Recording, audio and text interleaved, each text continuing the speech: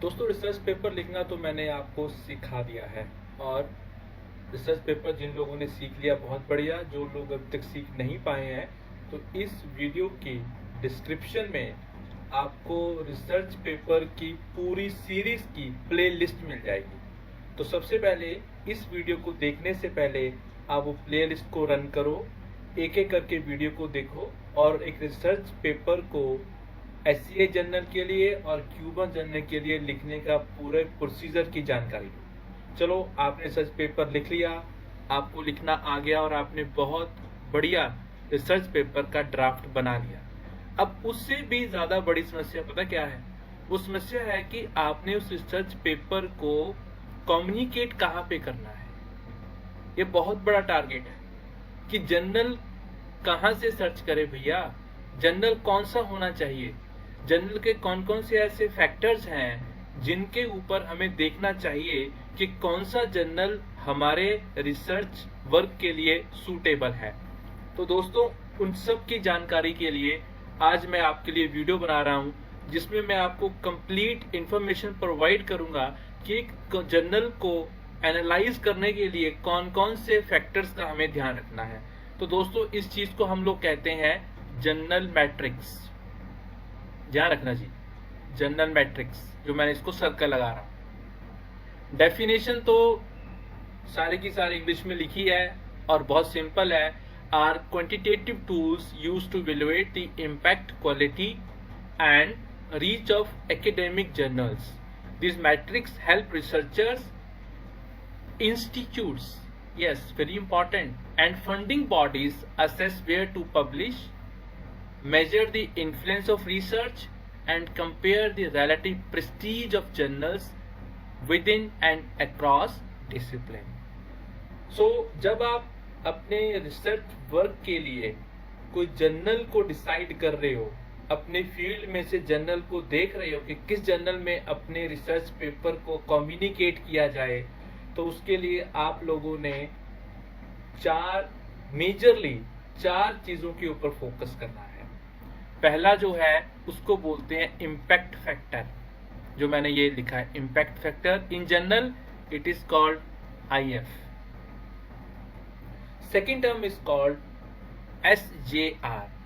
SJ is called Scimago journal rank. ध्यान रखना, SJR। Third, quartiles. Quartiles के ऊपर पहले मैं वीडियो बना चुका हूं और उसका लिंक भी डिस्क्रिप्शन में आपको मिल जाएगा। तो तीसरा फैक्टर है क्वार्टाइल्स और चौथा फैक्टर्स है H इंडेक्स। तो इसकी रैंकिंग अगर करनी हो, अगर मैं इसकी रैंकिंग करना चाहूं तो मैं सबसे पहले इसको रैंक 1 करूंगा, मतलब मेरा अपना प्रेडिक्शन है। फिर मैं इसको भी चेक करूंगा, फिर मैं इसको चेक करूंगा, फिर मैं इसको चेक करूंगा। फिफ्थ वन है अल मैट्रिक्स। ये अभी इतना ज्यादा पॉपुलर नहीं है in sense of to analyse the quality of journal, but now it is ये अल मैट्रिक्स जो है हर एक जर्नल अपनी पब्लिश कर रहा है और ये बेसिकली सोशल मीडिया प्लेटफॉर्म है जर्नल के पेपर्स की या जर्नल्स की रैंकिंग के लिए। तो अभी हम अल मैट्रिक्स को छोड़ देंगे। अभी मैं सिर्फ आपको चार फैक्टर्स के ऊपर ही बताऊंगा और ये चार फैक्टर्स जो हैं ये किसी भी जर्नल के लिए बहुत इंपॉर्टेंट है और इन चार फैक्टर्स को, चार पैरामीटर्स को इंक्लूड करके हम वर्ड यूज करते हैं जनरल मैट्रिक्स।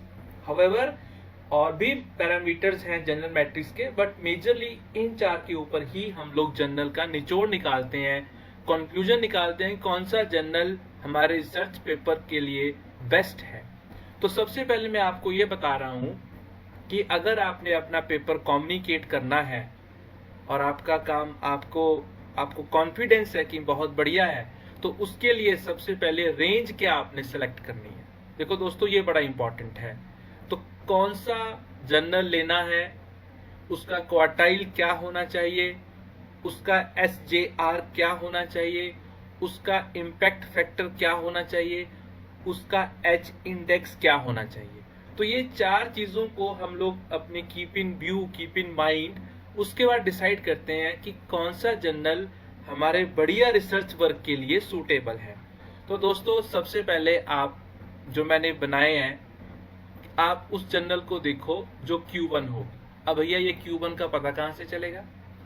तो दोस्तों आपको वेबसाइट है साइमागो, वेबसाइट का लिंक डिस्क्रिप्शन में अवेलेबल है।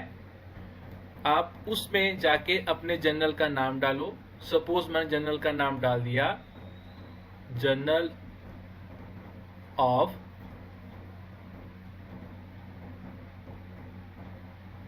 मॉलिक्यूलर लिक्विड्स, इसको शॉर्ट में JML भी बोलते हैं। तो साइमागो में जब मैं जर्नल का नाम डालूंगा, इसके ऊपर वीडियो मैं ऑलरेडी बना चुका हूं, तो आपको वहां से इसका क्वार्टाइल मिल जाएगा।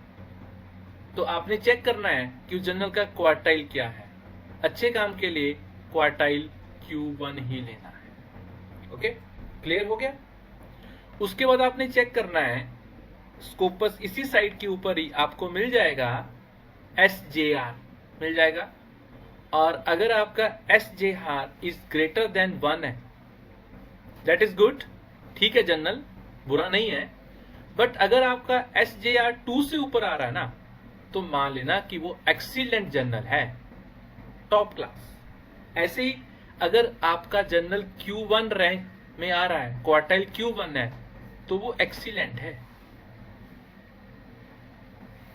Q2 I rank it good, अच्छा है, बट Q1 इज एक्सीलेंट। उसके बाद भैया इम्पैक्ट फैक्टर आ गया। ये कहां से मिलेगा? दोस्तों ये जर्नल की वेबसाइट पे होता है, और एक साइट है वेब ऑफ साइंस, ये भी मैं आपको इसका लिंक डिस्क्रिप्शन में दे दूंगा। इसमें जर्नल का नाम डालोगे, मैं जर्नल का नाम डाल दिया, शॉर्ट में मैं बोल रहा हूं JML, तो इसका मेरे को वो इम्पैक्ट फैक्टर बता देगा। और इम्पैक्ट फैक्टर अगर आपका 10 से ऊपर है तो वो एक्सेप्शनल जर्नल है दोस्तों। 5 से ऊपर है एक्सीलेंट है, लेकिन अगर आपका इम्पैक्ट फैक्टर 2 से ऊपर है तब भी वो जर्नल लिया जा सकता है, गुड क्वालिटी का जर्नल है।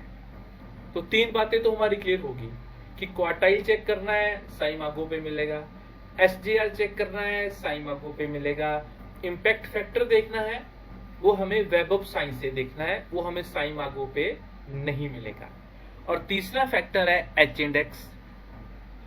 H इंडेक्स कितना होना चाहिए भाई? 100 प्लस में तो जाओ, एक्सेप्शनल है। 50 से 100 एक्सीलेंट है, बुरा नहीं है, लिख सकते हो। और 20 से 50 के बीच का जर्नल ठीक है।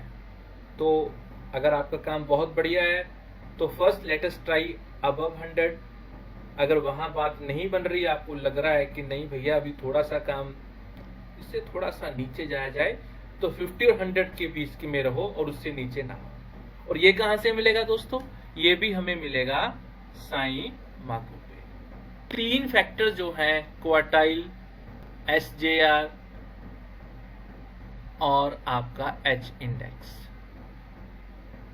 ये तो भैया हमें मिलेंगे साइमागो पे। और जो हमारा इम्पैक्ट फैक्टर है वो हमें मिलेगा वेब ऑफ साइंस पे। क्लैरिवेट लिस्ट, मास्टर लिस्ट डिक्लेयर करती है। तो इस सब के लिंक मैं आपको इस वीडियो के डिस्क्रिप्शन में प्रोवाइड कर दूंगा, आप उनको देख सकते हो। और इसके ऊपर जो वीडियोस हैं, आने वाले टाइम पे मैं वीडियो भी बनाऊंगा कि किस तरह से आप उसको एनालाइज करोगे। अल्मेट्रिक्स मैं नहीं ले रहा क्योंकि ये इतना प्रोमिनेंट फैक्टर नहीं है।